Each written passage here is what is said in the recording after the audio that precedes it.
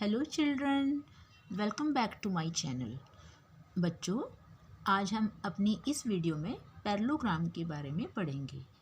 तो 8th के सभी बच्चों को, वैसे तो सभी को ही पता होना चाहिए, बट 8th में तो इसके ऊपर आपका एनसीईआरटी में सेकंड चैप्टर भी है, तो आप इसको ध्यान से सुनेंगे। पहले तो मैं आपको बेसिक चीज़ें बताऊंगी, जैसे कि है पैरेललोग्राम। पैरेललोग्राम को आप कैसे आइडेंटिफाई करेंगे कि कोई भी 4 साइडों वाला जो पॉलीगन है आप उसको पैरेललोग्राम कह सकें, कैसे पता चलाओगे? पैरेललोग्राम के लिए बेटा सबसे पहले तो आपका ये, आप शॉर्ट में ये वाला साइन यूज़ कर सकते हो पैरेललोग्राम लिखने के लिए। अब आप कैसे भी किसी भी 4 साइडों वाले क्वाड्रिलेटरल को कैसे बोलेंगे कि ये पैरेललोग्राम है या नहीं है? तो ये सारी प्रॉपर्टीज़ जो हैं बेटा, ये सारी प्रॉपर्टीज़ जो हैं ये सब एक पैरेललोग्राम की हैं। तो मैं वन बाय वन आपको एक्सप्लेन करती हूँ। जैसे कि सबसे पहले बेटा आप चेक करो कि पैरेललोग्राम की, अगर कोई आपसे पूछे कि भाई ये वाली फिगर सामने आपको पैरेललोग्राम है या नहीं है, यस और नो बताओ, तो आप पहले ये सारी चीज़ें चेक कर लो कि ऑपोजिट साइड्स आर पैरेलल। सबसे पहले बेटा इसकी ऑपोजिट साइड मतलब आमने सामने की, ये वाली इसके और ये वाली इसके पैरेलल होनी चाहिए। पैरेलल का मतलब बेटा बिल्कुल जैसे आपकी देखते हो एक दूसरे, अगर उसको हम एक्सटेंड करें तो कहीं भी नहीं काटेगी, बिल्कुल मतलब इंटरसेक्ट नहीं करेंगी एक दूसरे को। अगर मान लो ये लाइन देखो इस तरह से है, तो मैं इसको आगे एक्सटेंड करती हूँ तो ये ऐसे काट भी देगी, तो ये इंटरसेक्ट, ये पैरेलल नहीं है और ये पैरेलल है। तो आप ये तरह देखो, ये पैरेलल है इसके और ये पैरेलल है इसके, तो ये दोनों आमने सामने की साइड हैं और ये दोनों, तो ये क्या है बेटा? Opposite sides. पैरेलल हैं इस फिगर में, बिल्कुल हैं। आगे देखिए, ऑपोजिट साइड इक्वल भी होनी चाहिए, पैरेलल तो हैं और इक्वल भी होनी, मतलब लेंथ उनकी बराबर होनी चाहिए। पैरेलल और इक्वल ये दोनों अलग अलग बातें हैं। पैरेलल का मतलब कहीं काटेगी नहीं, बट इक्वल का मतलब है उनकी लेंथ सेम होनी चाहिए। अगर ये 3 सेंटीमीटर है तो ये भी 3 सेंटीमीटर होगी, ये 2 सेंटीमीटर है तो ये भी 2 सेंटीमीटर होगी। ये चेक करो पहले आप। Next, opposite angles are equal. बेटा ऑपोजिट वर्ड का मैंने आपको बार बार मतलब बता रही हूँ, आमने सामने। जैसे कि इसके आमने सामने ये दोनों हैं, एंगल बी और एंगल डी, एंगल ए और एंगल सी। तो एंगल ए हमेशा एंगल सी के बराबर होना चाहिए, बी एंगल डी के बराबर होना चाहिए। तो ये बात अगर ऐसा है तो वो डेफिनेटली वो एक पैरेललोग्राम है। नेक्स्ट बेटा, adjacent angles are supplementary. Supplementary means उनका जो सम है वो 180 होना चाहिए। जैसे कि एडजेसेंट क्या होता है, मतलब एक के बाद एक, जैसे कि बी के बाद सी, सी के बाद डी, डी के बाद ए और ए के बाद बी, मतलब इन दोनों का सम 180 होना चाहिए, इन दोनों का या इन दोनों का या फिर इन दोनों का। आमने सामने तो अपोजिट थे, लेकिन अभी हम एडजेसेंट की बात कर रहे हैं, तो इनका सम कितना होता है बेटा? 180। अगर ये बात भी दिख रही है तभी भी आप कह सकते हैं कि हाँ ये एक पैरेललोग्राम है।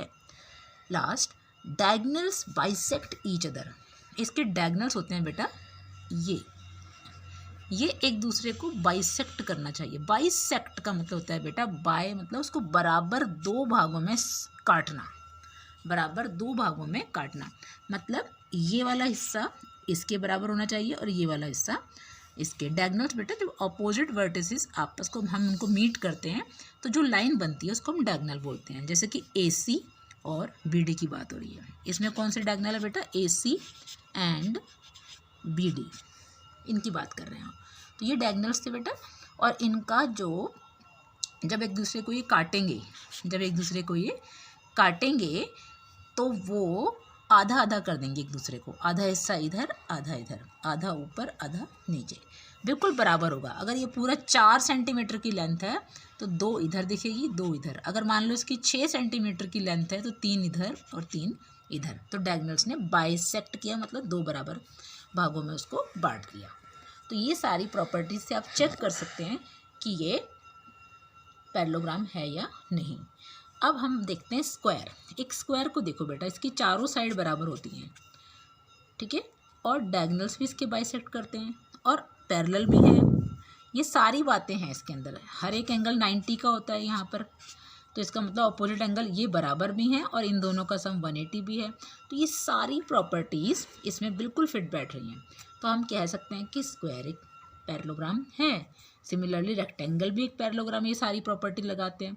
रोम्बस भी एक पैरेललोग्राम है। बट बेटा जब हम एक ट्रेपीजियम की बात करते हैं, ये देखो ट्रेपीजियम के डायगोनल्स ये होते हैं, तो क्या ये आधा आधा कर रहे हैं? ये छोटा वो हिस्सा है, ये बड़ा हिस्सा है, ये छोटा है, ये बड़ा है, दोनों साइडें बराबर भी नहीं है।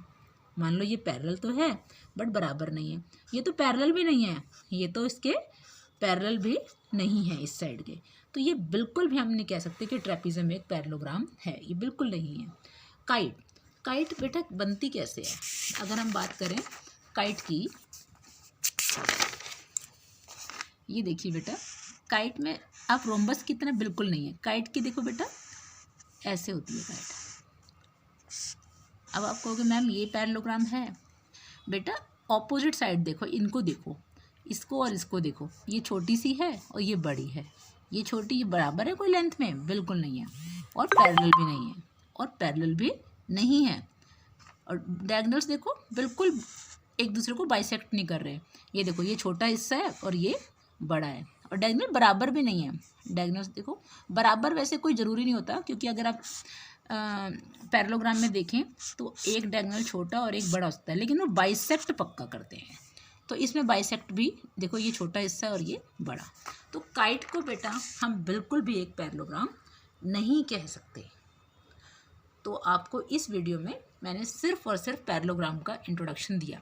जब बेटा आप इसका इंट्रोडक्शन अच्छे से समझ जाएंगे, इसकी सारी प्रॉपर्टी को समझेंगे, तो आप इसके जो बेसिक सम्स हैं आपकी 8th क्लास में वो बिल्कुल सॉल्व कर पाएंगे।